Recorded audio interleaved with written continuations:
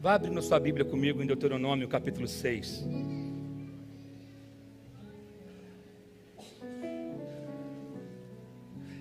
Na verdade, eu separei vários textos hoje para falar um pouco aos pais. Porque nós estamos, para quem não sabe, nós estamos nesse mês de julho, toda terça-feira, fazendo uma campanha chamada Minha Família no Altar. Deixa eu só orar pelas ofertas. Pai, nós consagramos ao Senhor cada oferta lançada aqui, cada semente depositada, que elas venham a produzir frutos, Senhor, na vida daqueles que semearam com fé nessa noite. Deus, consagramos ao Senhor, que o Senhor se agrade das nossas ofertas nessa noite, em nome de Jesus. Amém. Amém.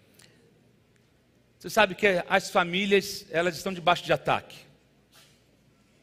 Você abre os jornais, há pouco tempo nós vimos um caso de um homem que matou 2 crianças no Espírito Santo. Nós vimos casos de filhos se voltando contra os pais. E nós, como igreja, nós não podemos aceitar essas coisas de maneira passiva. E é tempo de, principalmente, dos homens se posicionarem diante de Deus. Eu vou repetir isso aqui. Porque o papel, a responsabilidade espiritual de uma casa é do homem. Ah, pastor, mas meu marido não é crente. Aí, nesse caso, você santifica o marido. Mas quando o marido tem consciência, quando o homem ele é cristão, ele é convertido, você precisa atentar para isso, que a responsabilidade espiritual da sua casa é sua. Normalmente nós queremos empurrar para a esposa a responsabilidade espiritual. Mas, por exemplo, o que eu vou ler aqui agora em Deuteronômio capítulo 6, foi uma palavra que Deus estava dando aos homens de Israel. Vamos ler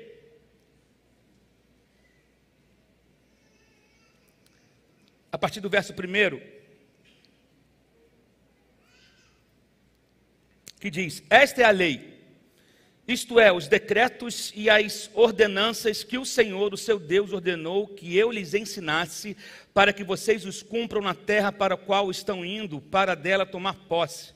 Desse modo, vocês, seus filhos e seus netos temerão o Senhor, o seu Deus, e obedecerão a todos os seus decretos e mandamentos que eu lhes ordeno, todos os dias da sua vida, para que tenham vida longa. Ouça e obedeça, ó Israel, assim tudo lhe irá bem, e você será muito numeroso numa terra onde manam leite e mel, como lhe prometeu o Senhor, o Deus dos seus antepassados. Ouça, ó Israel, o Senhor, o nosso Deus, é o único Senhor.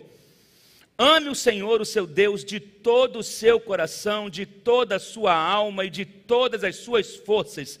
Que todas estas palavras que lhes ordeno hoje estejam em seu coração. Olha o verso 7. Ensine-as com persistência a seus filhos.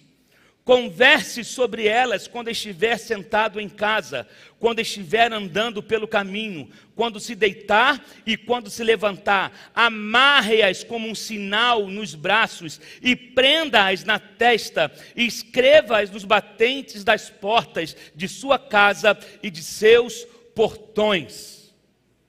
Forte isso. Senta com seus filhos e fala com eles a respeito da palavra. Quando estiver andando, fale a respeito da palavra. Aqui tem muito a ver não só com o discurso, mas também com a sua atitude. Se o teu filho vê você fazendo, ele vai fazer. A Bíblia fala isso, que o filho faz o que vê o pai fazer. Lógico, algumas pessoas não tiveram referência de pai.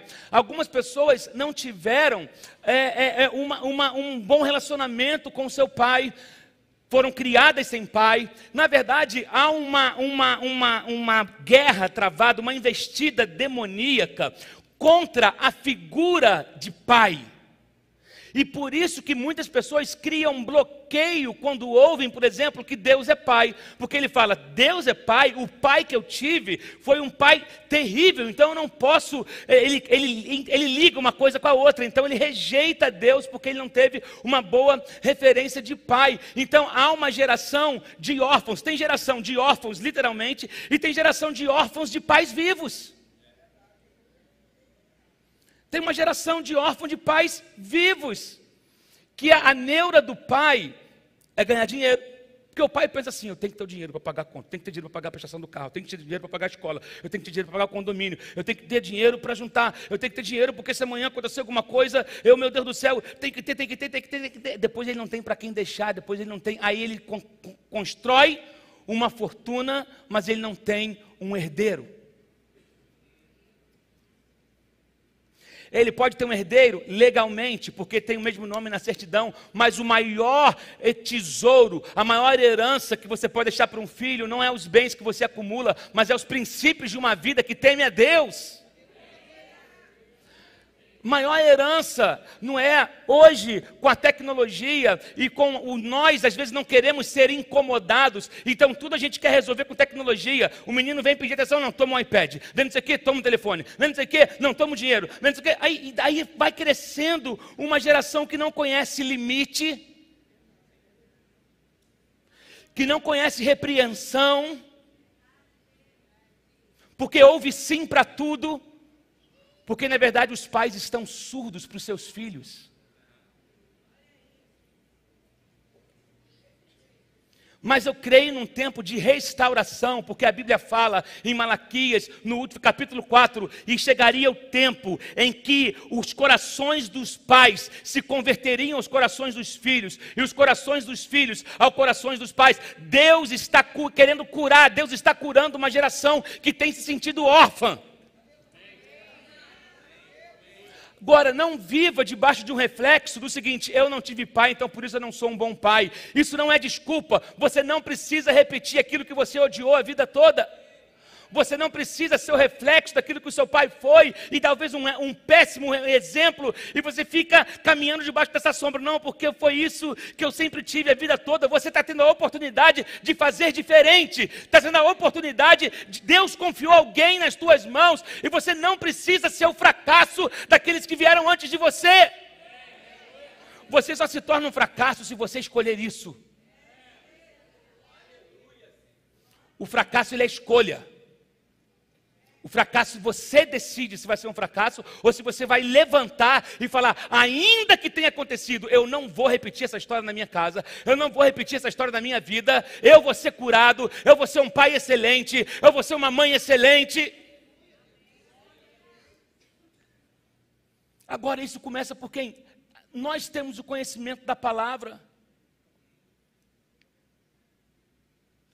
Se você não ensinar para o teu filho, não investir tempo de ensinar a palavra para ele, o amigo da escola vai ensinar a pornografia para ele, vai ensinar o caminho das drogas, vai ensinar o caminho da bebida, e aí depois você vem para o altar pedindo oração, porque o seu filho está todo detonado lá fora, mas você não teve...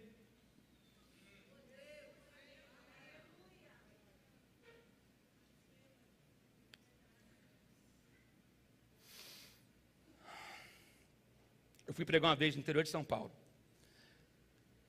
No interior de São Paulo, nessa cidade que eu fui, é onde fica uma das maiores fábricas de móveis planejados, populares, que vendem em todas as casas que você... de eletrodomésticos e de utensílios para casa, vende... Essa fábrica fica nessa cidade. E um dos funcionários dessa fábrica que me pegou no carro e estava me levando para o hotel, ele estava falando do dono daquela fábrica, que tinha se suicidado há pouco tempo. Porque ele construiu um império, mas a filha se tornou garota de programa e o filho se tornou um dependente químico. E tinha 30 anos de idade e com aparência de 60. E ele, quando olhou para tudo que ele construiu e não tinha para quem deixar, ele se desesperou e deu um tiro na própria cabeça e tirou sua própria vida. Sabe, o seu filho, ele não está preocupado se você é um cliente black ou um cliente 0 estrela. Tudo que teu filho quer é você.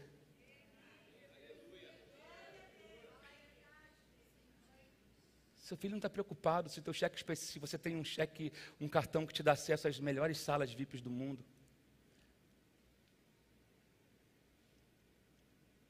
Às vezes, isso é um desafio. Não acha você que lá em casa tudo é céu, não. Porque eu costumo dizer que se a mensagem não serve para o pregador, ela não serve para ninguém. Primeiro o pregador prega para ele. Mas eu tenho procurado me vigiar nisso. E a semana passada eu tirei uma semana com os meus filhos. E eu sou uma pessoa que eu tenho amigos. E às vezes eu falo assim, pô, eu estou na cidade e tal, eu vou ligar para fulano para estar com ele. E meus filhos me falam, pai, a gente queria ficar só com vocês. Tom. Não é verdade, meu filho? Olha gente, e eu estava aprendendo com isso, falei, realmente, eu vim para ter um tempo com eles.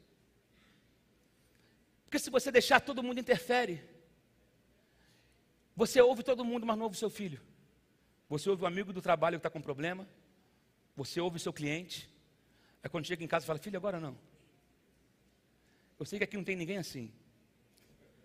Só ali em Vila da Penha. Mas eu quero que você entenda que nem tudo está perdido. Deus é um Deus ainda que Ele te dá força para reconstruir isso hoje.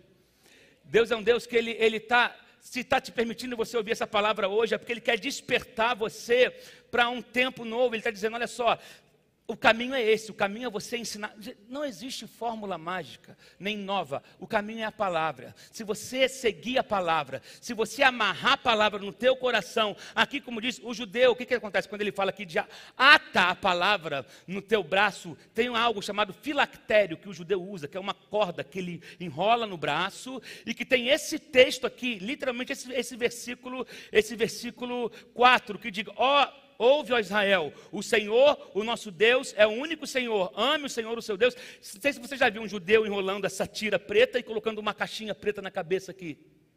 Dentro daquela caixinha está esses dois versículos.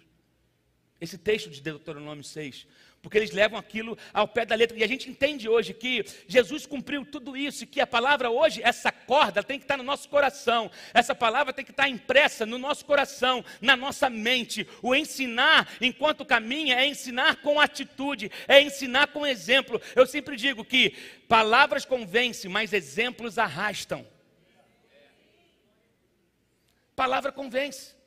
Você pode dar bronca no seu filho, que vai ter um resultado, mas se você fizer da maneira correta, ele vai ver você fazendo e ele vai começar a fazer como você faz. Não mande seu filho orar se você não ora. Não é sua mulher que tem que orar, você tem que orar. Puxe você a oração. Comece por você, vamos orar. Tem homem, hoje estou focando um pouco mais para o nosso lado, é porque eu quero que os homens reajam. É tempo dos homens reagirem. Porque o diabo está detonando a paternidade, a masculinidade, mas nós não vamos ficar sentados acuados vendo a banda passar. Nós vamos levantar em fé, homens.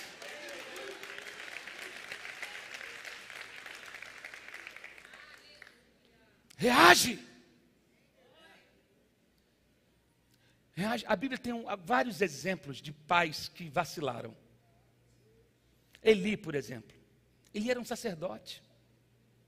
Ele perdeu a promessa. Deus retirou a promessa dele, porque Deus falou com ele, Eli, você honra mais os seus filhos do que a mim. E Eli tinha uma promessa que toda a descendência dele seria de sacerdote para sempre. Mas quando ele começou a honrar mais os filhos de Eli estavam na igreja, mas eram metidos com prostituição, com mentira, com roubo. Sabe qual é o pior de tudo? É que Eli não fez nada. Sabe qual é o pior de tudo? É que Eli começou a achar aquilo normal. E sabe qual é o pior de tudo? É que tem muita gente hoje na igreja achando que isso é normal. Meu filho está na igreja, ele é crente, mas o que tem ele para boate? Ele está na igreja, mas o que tem ele ter várias mulheres? Ele está na igreja, mas o que tem? Você é um Eli. Pode ter conhecimento da Bíblia, mas não está impondo limites. E Deus veio para Eli e falou, porque você não impôs limite aos seus filhos, porque você honra os seus filhos mais do que a mim, eu estou removendo de você. Estou cancelando o teu sacerdócio e eu vou levantar para mim um sacerdócio que não se dobre, um sacerdócio que vai honrar o meu nome. Depois você vai ver isso com Abiatar e Zadok. Abiatar foi o último sacerdote da linhagem de Eli, que Deus removeu do sacerdócio, e aí levanta Zadok, que permaneceu fiel no tempo de crise. Quer ver um outro exemplo? Abinadab. Você pode ir comigo para 1 Samuel, capítulo 7.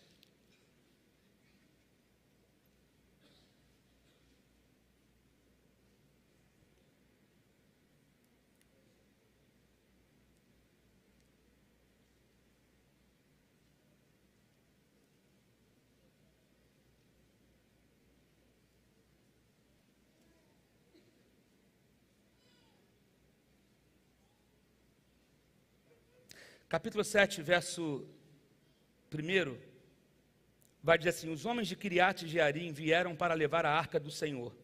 Eles a levaram para a casa de Abinadab, na colina, e consagraram seu filho Eleazar para guardar a arca do Senhor. Verso 2, a arca permaneceu em Quiriate Jearim muito tempo, foram 20 anos, e todo o povo de Israel buscava o Senhor com suplicais. Só, você precisa entender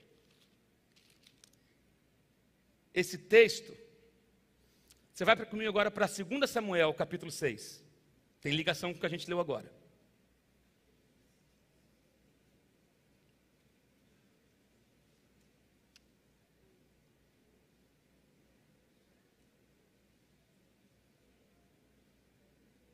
A arca representava a presença de Deus, você sabe disso, ok?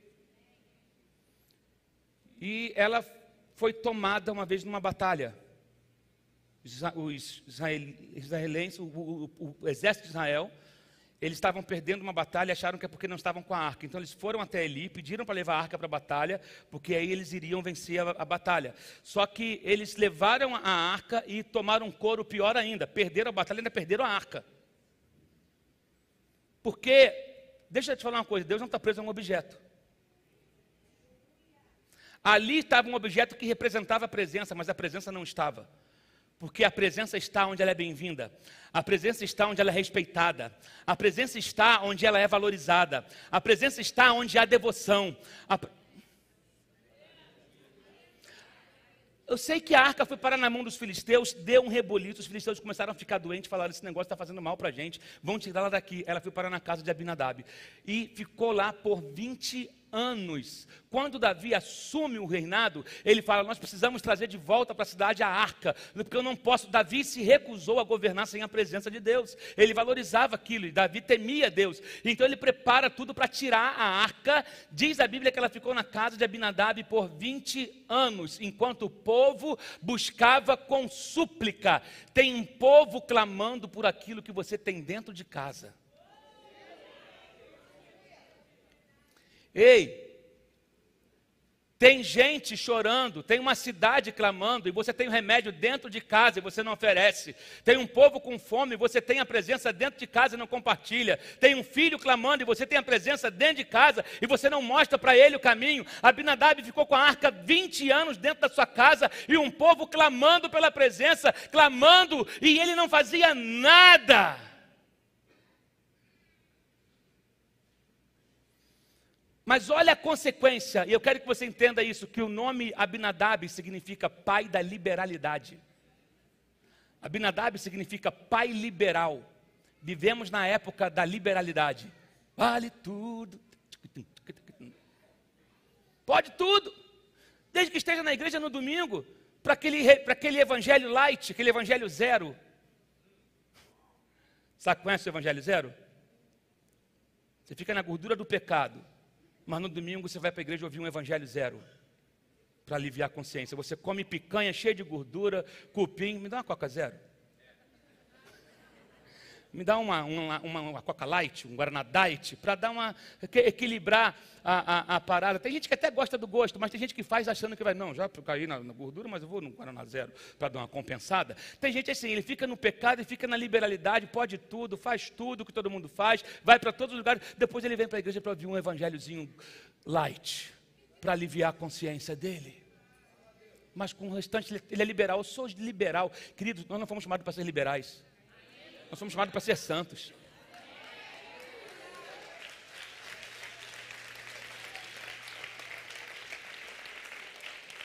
Olha a consequência de um pai liberal. No capítulo 6 de 2 Samuel, versículo 3. Puseram a arca de Deus num carroção novo. Já estava errado, que não era para carregar a arca em carro, a arca no ombro. E levaram-a da casa de Abinadab, na colina, Uzá e Aiô. O que diz aí? Filhos de Abinadab conduziam o carro com a arca de Deus. Aiô andava na frente dela. Davi e todos os israelitas iam cantando e dançando perante o Senhor ao som de todo tipo de instrumentos de pinho, harpas, liras, tamborins, chocalhos e símbolos. Quando chegaram à eira de Nacon, Uzá esticou o braço e segurou a arca de Deus, porque os bois haviam tropeçado. A ira do Senhor acendeu-se contra Uzá por seu ato e de reverência, por isso Deus o feriu e ele morreu ali mesmo. Ele era filho de quem? Quando você abre a sua vida para a liberalidade, quando você não repreende o seu filho, você pode estar levando ele para a morte. Quando você não impõe limites ao seu filho, você está levando ele para a morte. Quando você quer compensar o teu tempo com uma boa mesada, você está levando ele para a morte. Nós precisamos dizer basta à liberalidade dentro das nossas casas. Não tem esse negócio de teu filho ter um celular com a senha que você não conhece. Porque adolescente entra no quarto, tranca a porta, é sua casa, você tem que saber o que ele está fazendo. Ver com quem está conversando. Posso ouvir um amém aqui? Ou a igreja está... Você quer ver um outro exemplo de um pai que estava mais preocupado com ele do que com o filho em si? Você pode abrir comigo em 2 Reis. Eu vou correr, gente, que eu já vou terminar, eu prometo, vou terminar já. 2 Reis. 2 Reis, capítulo 4. Versos 18, 19 e 20. Você sabe que essa menina aqui, Eliseu profetizou um filho para ela. Ela não tinha pedido filho nenhum, embora... ela já teve esse sonho um dia, tinha tido esse sonho de ser mãe, o tempo passou, não conseguiu, ela desistiu. Toda vez que o profeta ia naquela cidade, ela recebia ele muito bem. E o profeta queria fazer algo por aquela mulher, em sinal de gratidão, e o servo dele falou, ela não tem filhos. Ele falou, você terá um filho. Aí no verso 18 vai dizer, o menino, ela teve um filho, a profecia se cumpriu. No verso 18 diz, o menino cresceu, e certo dia foi encontrar-se com seu pai, que estava com os ceifeiros. O pai estava trabalhando. De repente ele começou a chamar o pai gritando, ai minha cabeça, ai minha cabeça. Olha o que o pai faz. O pai disse a um servo, leve para a mãe dele. Tem pais que não conseguem parar o que estão fazendo para atender o filho. Tem pai que não é capaz de sair um dia um pouco mais cedo. Ele sai para, se for comprar um carro, ele consegue sair mais cedo. Para, se for comprar o tênis que ele quer, ele consegue sair mais cedo. Mas às vezes não consegue parar o que está fazendo para atender um socorro de um filho, para atender o pedido de socorro de um filho. Você está colocando o seu filho na mão de quem? Na mão de um servo? Ei, olha para mim.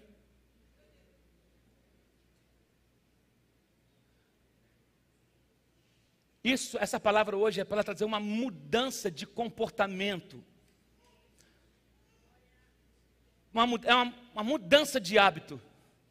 Você precisa priorizar. Eu quero que você entenda o seguinte, a vida ela é cheia, a gente vive o tempo todo equilibrando as coisas.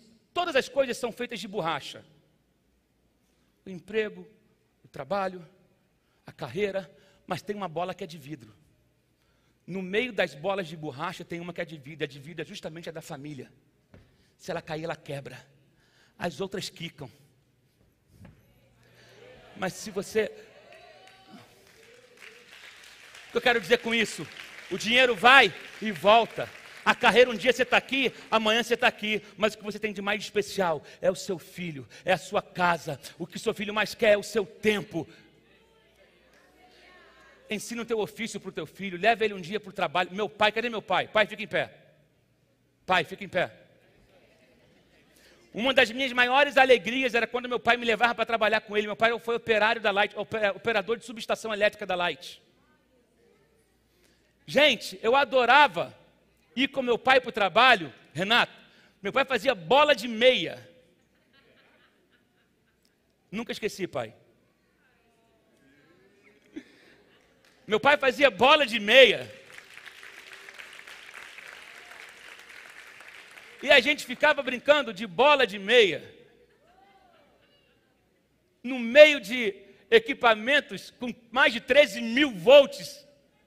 Tudo seguro, porque era painel, não era nada. Mas e o lugar era como se fosse um salão desse, era grande, encerado, o piso era encerado, a gente ficava jogando bola. Era quando eu ia trabalhar com meu pai, era uma alegria para mim.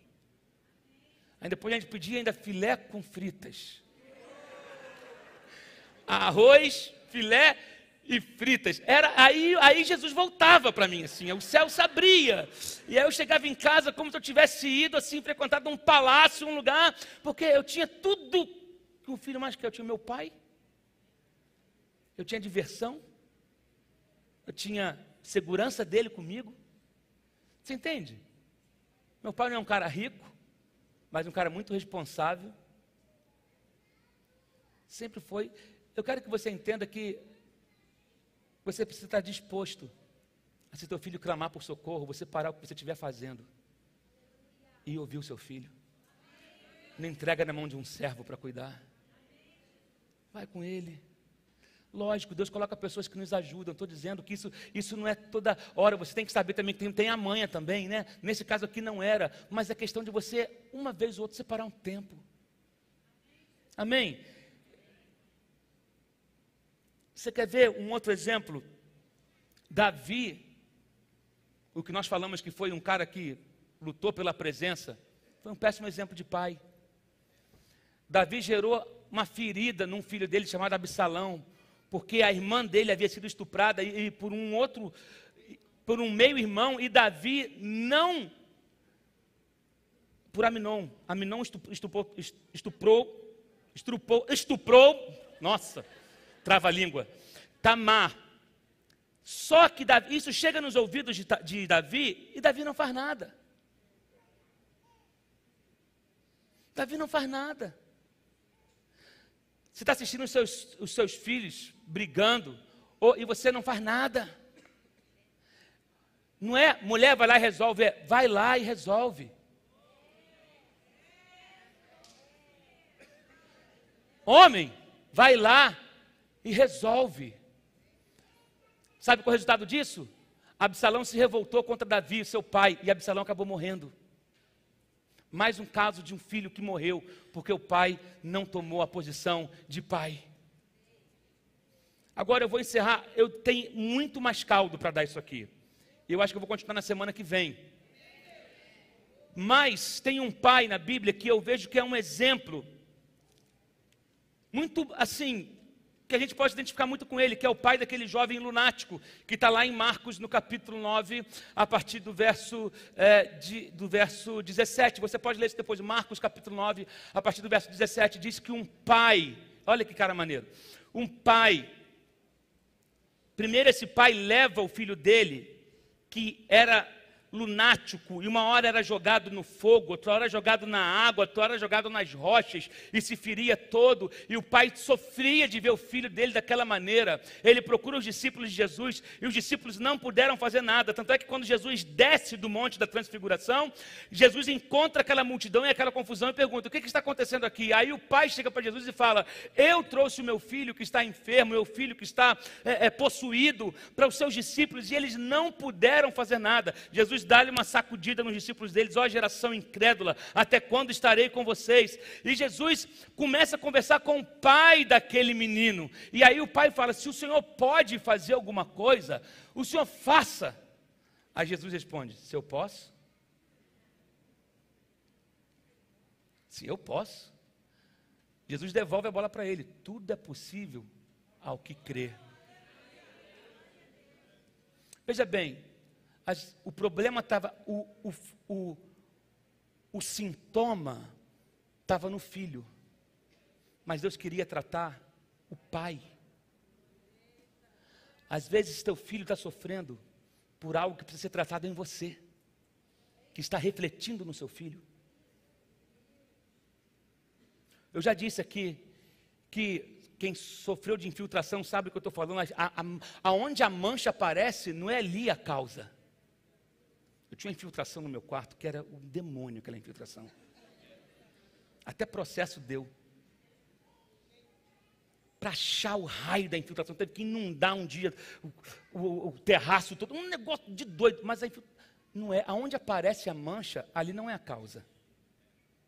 Tem gente que está só lixando, emassando e pintando. Dá 2 semanas está manchado de novo. Você está vivendo de paliativos. Deus quer tratar a causa.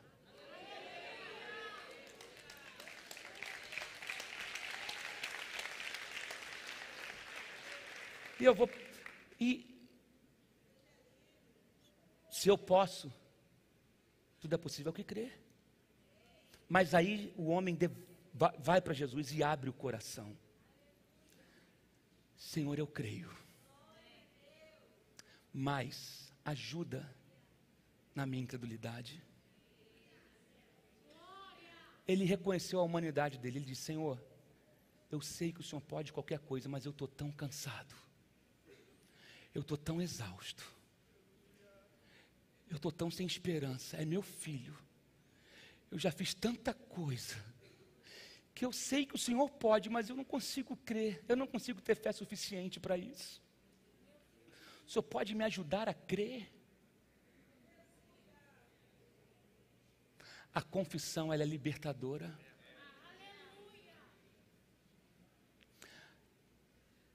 O problema é que pessoas escondem as suas raízes de incredulidade e se escondem atrás de uma fé falsa. É a fé da garganta. Eu creio, mas lá dentro tem a raiz de incredulidade. Aí as coisas não mudam. As coisas não mudam, porque só vai mudar quando você confessar o que está em oculto. É achar a raiz que a infiltração vai parar. Achar a raiz que o teu filho vai ser curado. Pastor Danilo, por favor. Sabe, Deus quer tratar com os pais aqui hoje. Talvez você está vendo as coisas do seu filho sendo lançado no fogo, na água. Olha aqui, eu separei um texto que eu preciso ler antes de encerrar. Tenha paciência comigo, só hoje. O pastor Galac aqui, que diz o seguinte: 2 coisas. Primeiro, Galac é o chocolate branco.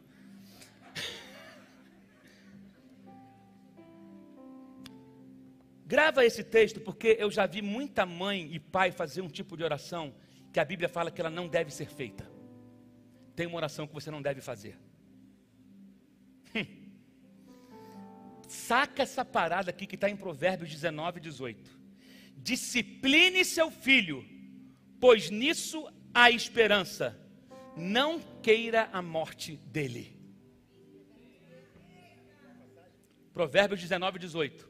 Na NVI vai dizer: discipline o seu filho, pois nisso há esperança. Não queira a morte dele. Eu já vi pai dizendo: eu prefiro que meu filho morra do que ver ele não sei tal coisa. Eu prefiro que Deus leve do que ver não sei o que fazer coisa. A Bíblia fala: não. Ei, eduque o seu filho, discipline o seu filho, estabeleça os limites, porque você quer fugir até disso, pedindo para Deus levar. Não queira a morte do seu filho. Já vi mãe, eu entendo o desespero de mãe falar: eu prefiro que Deus leve do que ver meu filho desse jeito. Não. E para encerrar, você pode ficar em pé no seu lugar, que nós vamos orar e vamos encerrar.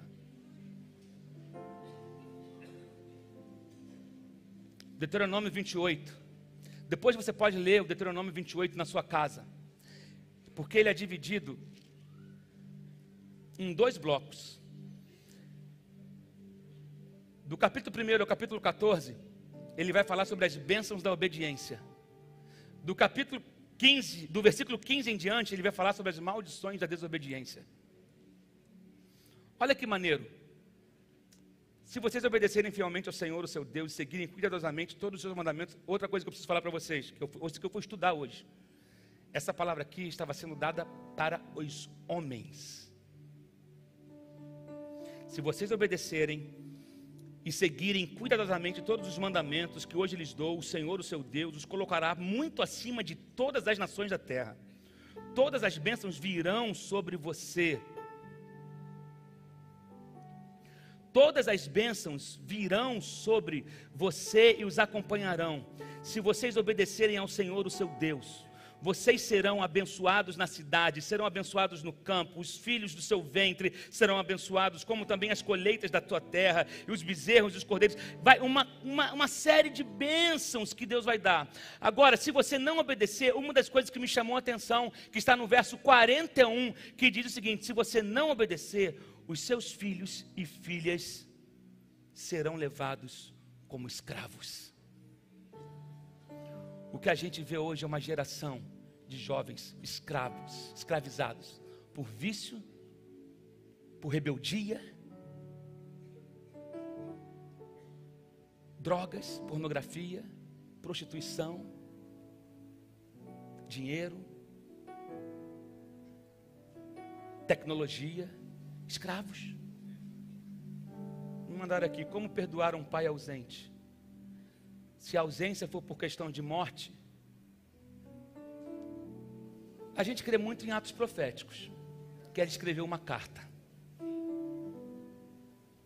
Escrever uma carta para o seu pai. E depois ler essa carta em voz alta. Ou com a presença de uma testemunha, ou você e Deus num lugar e queimar essa carta. Se a ausência é de pai vivo, você pode também enviar uma carta para ele. Ou pedir a Deus para que prepare um tempo e um caminho para você encontrar com ele. Deus faz o caminho. A Bíblia fala que Deus faz o caminho no meio da tempestade. Eu creio. Lógico que, queridos, cada um aqui tem uma história. Eu tive a minha história. A pastora Fernanda teve a dela. Tem jovens aqui que estão vivendo histórias terríveis e outras histórias boas. E tem gente que não tem lembrança. Pastor, tremendo o senhor falar isso agora. Desculpa te interromper, já te interrompendo. Mas eu acredito que nós já fizemos isso uma vez na campanha da família. Eu acho que vale muito a pena a gente deixar uma tarefa com eles hoje. De escrever uma carta para um filho, para o pai. Eu acho libertador. Eu ia falar isso agora da tarefa. Desculpa, então acho que a gente está alinhado. Que eu ia falar para você ou escrever uma carta, mas eu ia falar mais ainda,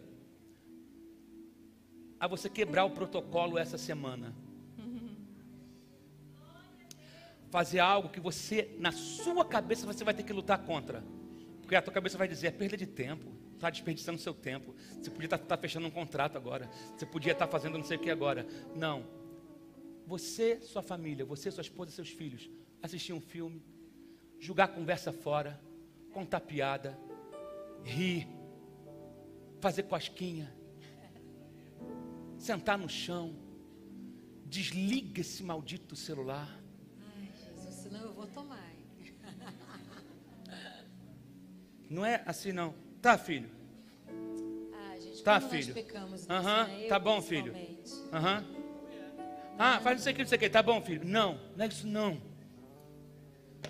Vem. Ah, moleque! Brinca de luta com teu filho! Eu já não aguento mais. Olha o tamanho. Ah, eu aguento. Meu amor, eu vou sentar ali. Eu vou fazer... Não, a gente vai orar, porque eu não vou nem fazer apelo hoje. Porque essa palavra vai continuar semana que vem.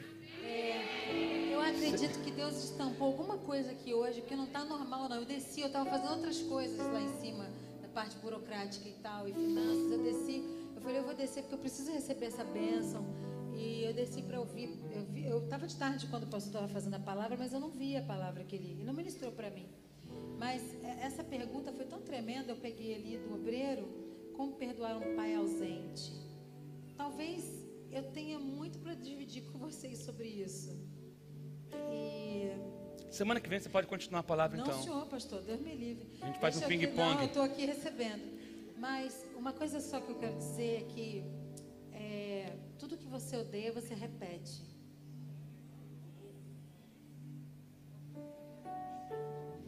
Não adianta. Eu não sei se você já leu meu livro, mas no meu livro eu conto como foi a minha experiência com a minha mãe. Outro dia eu contei isso aqui, sobre a cura divina do meu ovário. No meu livro eu falo da minha conexão com a minha mãe. Mas esses dias, há pouco tempo, no primeiro ano de igreja, eu estava no meio de uma tormenta tão grande. O meu pai é um ex-pastor, ele é nosso pastor conselheiro.